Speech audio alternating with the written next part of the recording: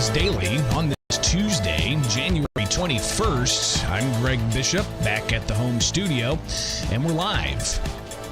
See how this goes. Had to get all the equipment restarted a little later than we wanted to go live, but hey, we're back at it.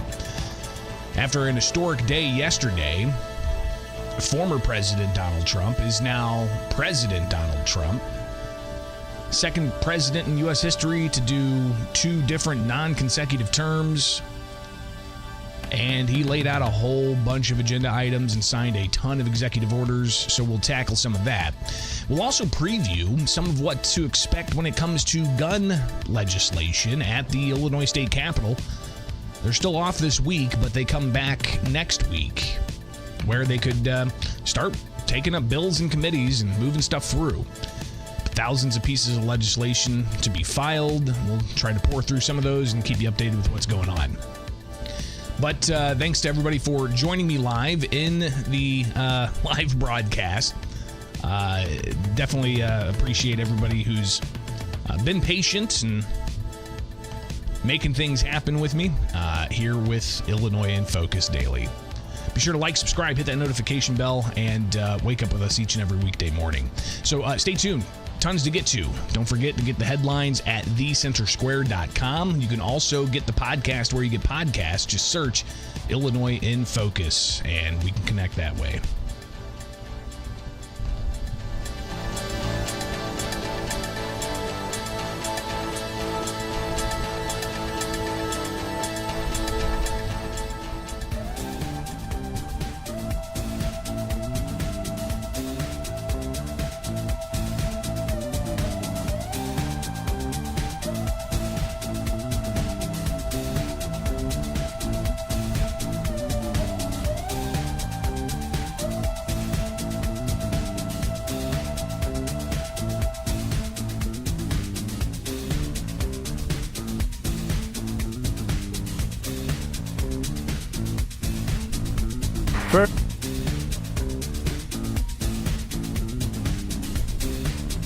First, I will declare a national emergency at our southern border.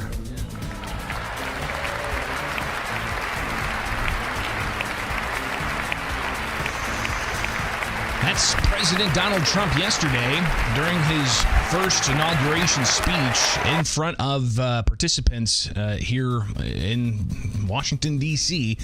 The president is now the 47th president of the United States. Welcome back to Illinois in Focus Daily. Tons to tackle from yesterday with President-elect Donald Trump taking the oath of office, and we'll get to that here in a bit, but interesting to see all of the different people who were there. Former President George W. Bush and former President Barack Obama. Also just an incredible number of people who were right there on stage next to President Trump. I mean, you got Apple CEO Tim Cook, former First Lady Elon Musk, next to him, the leader of Google. So just a ton of people there. Of course, former President Joe Biden and Vice President Kamala Harris, and the president now, Donald Trump, making his appearance. So Trump, he took the oath of office. The right hand and repeat after me. I, Donald John Trump, do solemnly swear. I, Donald John Trump, do solemnly swear that I will faithfully execute the office of President of the United States the office of President of the United States and will, to the best of my ability, preserve, protect, and defend the Constitution of the United States. So help me God. Congratulations.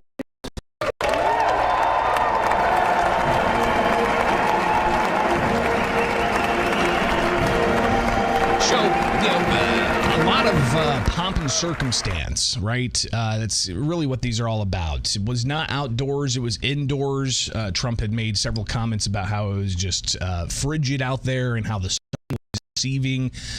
So they kept it indoors, and it kind of reflected back to 2016 when it was an outdoor inauguration, and a lot of the media were showing earlier pictures saying, oh, there wasn't a ton of people out there. And the first news conference, the White House press secretary then had to combat a bunch of what they said was fake news. So maybe going inside also had multiple purposes of not just getting away from the cold, but also making sure that there wasn't the possibility of people misconstruing the turnout. And as you saw, a peaceful transition of power there, right? The former president, Joe Biden, former vice president, Kamala Harris, who was the Democrat nominee, and also, Democrat and Republican former presidents, including Clinton, Obama, Bush, plus a ton of different Democrat Congress people there as well. Even Amy Klobuchar speaking for part of the ceremony.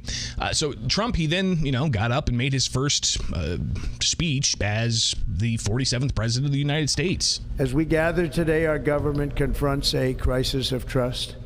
For many years, a radical and corrupt establishment has extracted power and wealth from our citizens while the pillars of our society lay broken and seemingly in complete disrepair. We now have a government that cannot manage even a simple crisis at home, while at the same time stumbling into a continuing catalog of catastrophic events abroad. It fails to protect our magnificent, law-abiding American citizens, but provides sanctuary and protection for dangerous criminals, many from prisons and mental institutions that have illegally entered our country from all over the world. We have a government that has given unlimited funding to the defense of foreign borders, but refuses to defend American borders or, more importantly, its own people. Our country can no longer deliver basic services in times of emergency, as recently shown by the wonderful people of North Carolina, been treated so badly.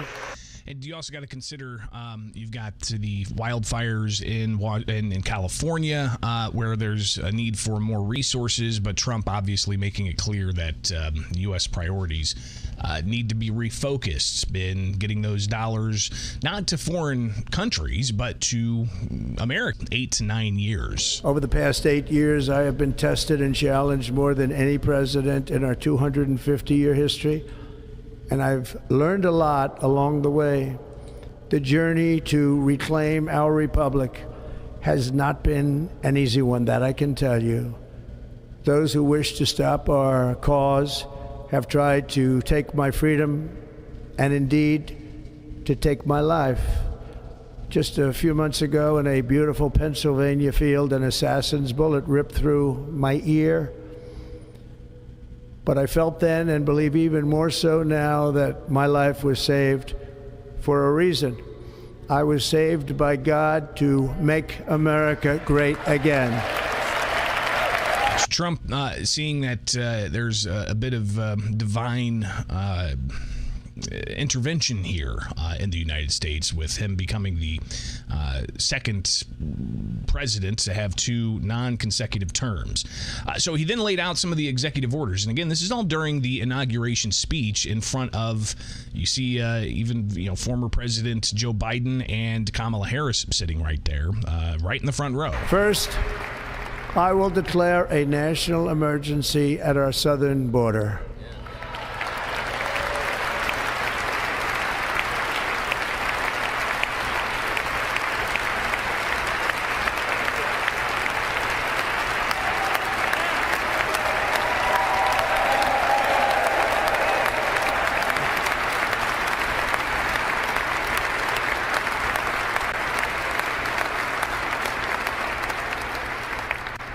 All illegal entry will immediately be halted, and we will begin the process of returning millions and millions of criminal aliens back to the places from which they came. We will reinstate my Remain in Mexico policy.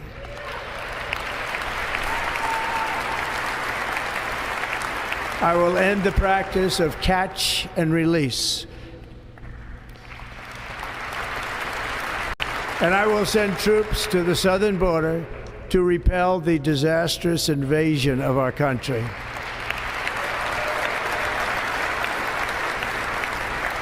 Under the orders I signed today, we will also be designating the cartels as foreign terrorist organizations.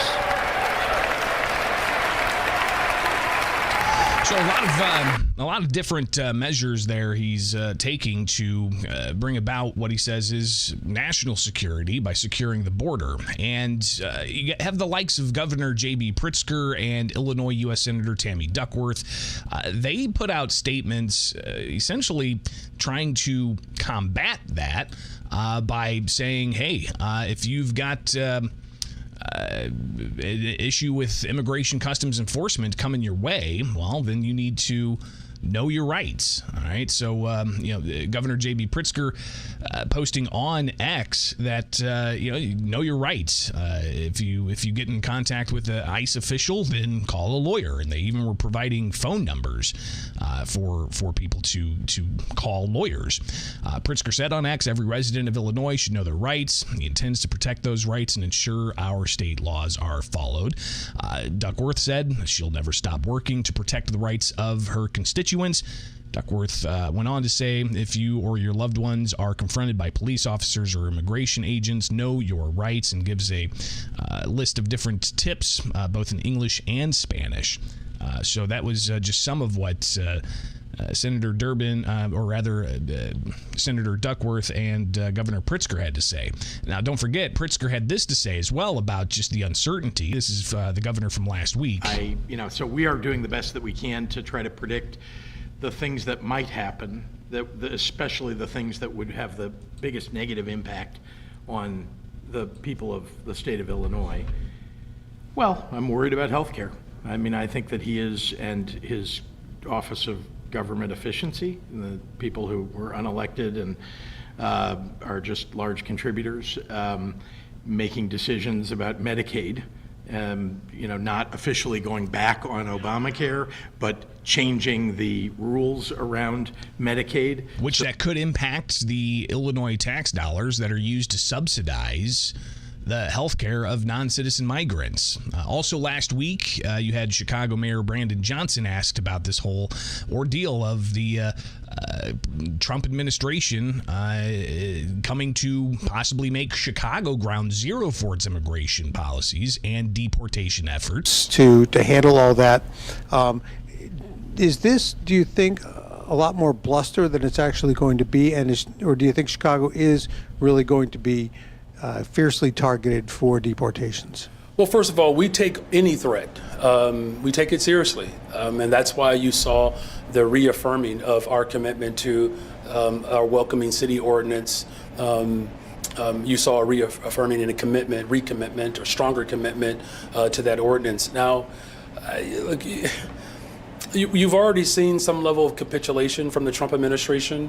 At first, it was mass deportation, and then there was a very specific sort of categorization around criminals, right? So there's this moving target.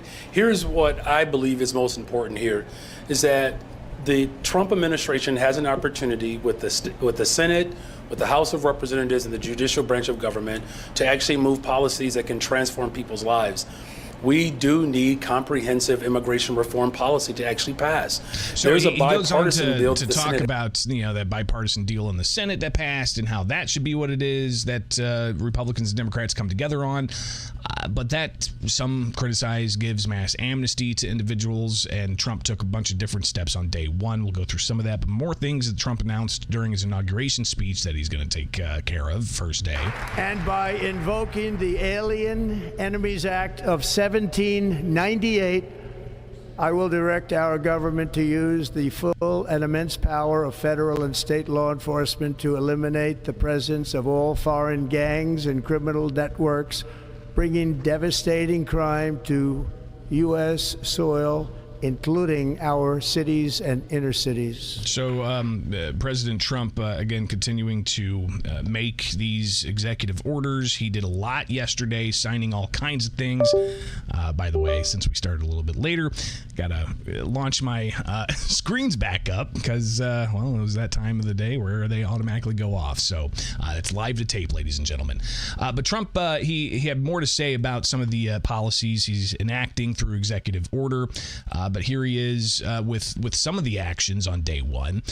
He signed a slew of executive orders concerning immigration, drawing reaction from U.S. Republican Rep. Mark Green of the House Homeland Security Committee, also Senator Duckworth, Senator Durbin, and Governor Pritzker. So, for instance, one thing he did, he made an executive order recognizing the United States citizens, children who were born in the United States to foreign national parents who are not subject-born children of citizenship, are ineffective and, in the later case, unconstitutional. Governor J.B. Pritzker saying that President Trump's executive orders to strip birthright citizenship from people born in this country is unconstitutional. Here in Illinois, he says, we will follow the law. This is only the beginning of the new administration's attempts to undermine the rule of law, and the people of Illinois can count on me, Pritzker said, to stand against unconstitutional actions.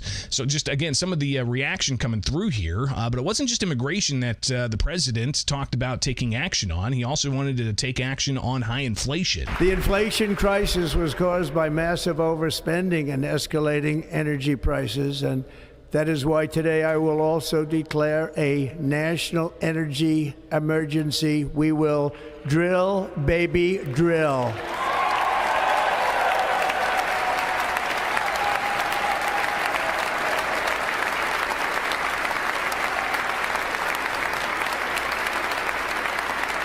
So, again, you see a lot of the applause from the crowd. He talked about energy and, again, making America start a new golden age.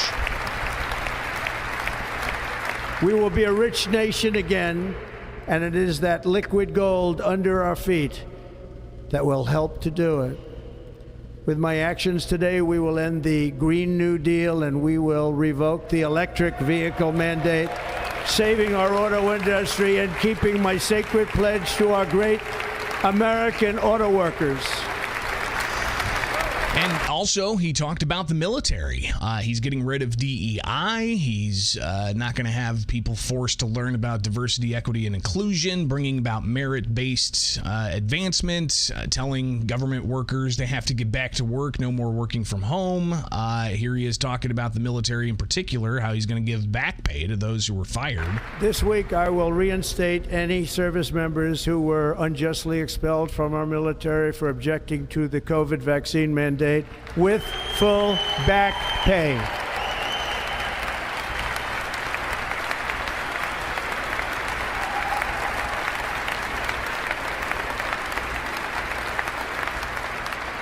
And I will sign an order to stop our warriors from being subjected to radical political theories and social experiments while on duty. It's going to end immediately. After the inauguration, he had a separate event where he wanted to talk about a whole host of other things that were on his mind, including, some of the pardons that President Joe Biden made on his way out. If you didn't see the headlines, Biden, some of his last official pardons, he pardoned Dr. Anthony Fauci, General Milley, the January 6th Select Committee that included Illinois Republican U.S. Representative Adam Kinzinger. He also talked about a whole host of other pardons that the Biden administration gave. But this was all before news came out that Biden actually pardoned his family during Trump's inauguration ceremony. So the final pardon that Biden gave was to his family, like his brother. So interesting to see that. But Trump, he didn't want to get into that hyper-political issue during the inauguration speech, and he talked about how, well, he saved that for afterwards. Here he is in front of a different crowd, separate from the inauguration ceremony. And I was going to talk about the things that Joe did today with the pardons of people that were very, very guilty of very bad crimes, like the Unselect Committee of Political Thugs, where they literally, what they did is they destroyed and deleted all of the information, all of the hearings, practically not a thing left. They deleted all the information on Nancy Pelosi having turned down the offer of 10,000 soldiers. You wouldn't have needed 10,000. You could have had 500, and it would have stopped. Because we may have had 1 million people that day, the people that were there. You don't see any photographs, but we have a lot of great photos. But you don't see those photographs. They don't put them in. They show the people at the Capitol. But I was talking about that. I was going to talk about that. They said, please don't bring that up right now. You can bring it up tomorrow. I said, how about now in front of I'll bring it up right now. You know, this little time delay is good because we're getting great reviews on the speech. Now watch. They'll take the speech and say, I didn't like it because he left there and he talked to people.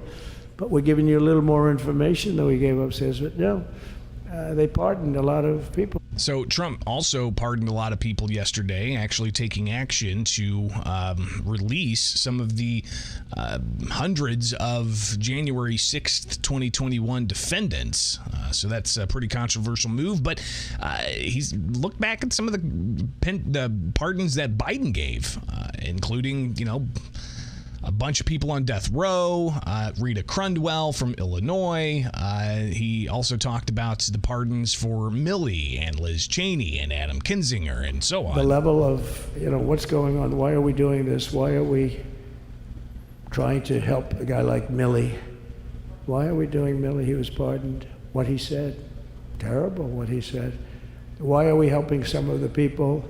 Why are we helping Liz Cheney? I mean, Liz Cheney is a disaster. She's a crying lunatic and crying Adam Kinzinger. He's a super crying. I never saw the guy not crying. He's always crying. I looked at him. I remember years ago he was actually on my side. And then one day, when you don't want to kill people in wars, they turn against you. Liz Cheney hated the concept of not going to war with everybody. Let's kill everybody. Let's spend a lot of money on military equipment. Where her father works, right? And but what she did was incredible. Think of it. They destroyed and deleted all of that information that went on for almost 2 years against Trump. And the reason they did, because it was all false. Again, some of the individuals that Biden pardoned on his way out, you have members of Congress saying, you know what, how about we bring those individuals up in front of Congress to have them explain why they think that they got a preemptive pardon. So could we see Republicans in the U.S. House issue subpoenas to Fauci, to Milley, to Biden's brother, and to Adam Kinzinger and Liz Cheney and so on? So we'll be watching that here with Illinois in Focus Daily. I'm Greg Bishop. Like, subscribe, hit that notification bell. A few blips and blurps here as we come back following a on the road program, but back in the home studio, we'll get all the little kinks worked back out here. It's Illinois in Focus Daily. Get the podcast where you get podcasts. Get the headlines at thecentersquare.com.